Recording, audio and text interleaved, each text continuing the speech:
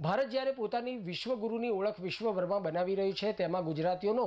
ફાળો અનન્ય છે। ત્યારે ગુજરાતના 19 સાહસિક યુવાનોની ટીમ દ્વારા તારીખ 28 મેના રોજ ખૂબ મુશ્કેલ ગણાતા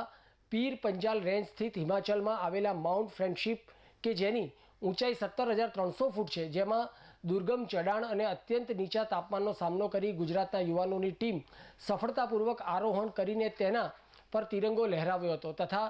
નો ડ્રગ કેમ્પેનિંગનો સંદેશ પણ આપ્યો હતો। ઇનવિઝિબલ એનજીઓ ભારતનું સૌથી મોટું ટ્રેકિંગ અને એડવેન્ચર ઓર્ગેનાઇઝેશન છે, જેના દ્વારા આ યુવાનોએ 2 મહિનાની કઠોર તાલીમ આપવામાં આવી હતી કે જેમાં દરરોજ 5 કિલોમીટરનું રનિંગ, સામાન સાથે ચઢ ઉતરની પ્રેક્ટિસ અને યોગ પ્રાણાયામનો અભ્યાસ, ટ્રેકિંગ અને પર્વતારોહણનો આગવો અનુભવ ધરાવતા પ્રતિયોગીઓની પસંદગી કરવામાં આવી હતી। આ ઉપરાંત વિડીયો લેક્ચર દ્વારા ટેકનિકલ તાલીમ આપવામાં આવી હતી અને ત્યારબાદ શારીરિક કસોટીના આધારે તેઓની પસંદગી કરવામાં આવી હતી। તારીખ 21 મેના રોજ મુશ્કેલ ગણાતા માઉન્ટ ફ્રેન્ડશિપ તરફ પ્રયાણ કર્યું હતું અને તારીખ 28 મેના રોજ સમિટ કરી 17,300 ફૂટની ઊંચાઈએ તિરંગો લહેરાવ્યો હતો। આ ઇનવિઝિબલ એનજીઓ છેલ્લા કેટલાક વર્ષથી ચાલી રહેલા ડ્રગ્સના દૂષણને નાથવા રાત દિવસ પ્રયત્નો કરી રહી છે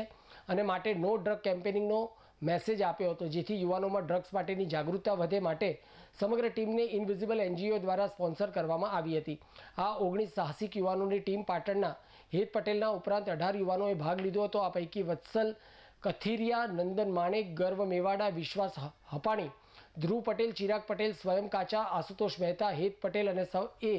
સફળતાપૂર્વક આરોહણ કર્યું હતું, જ્યારે દીપ હપાણી, પ્રિયા પટેલ, સાર્થક જોશી, મયુર બજાણિયા, નિશિલ ગરદેશિયા, મયંક કાચા એ બીમાર પ્રતિયોગીની મદદ માટે તે ટોચથી 150 ફીટ નીચે રહી ગયા અને ટીમની સ્પિરિટને મજબૂત કરી ઉદાહરણ પૂરું પાડ્યું હતું।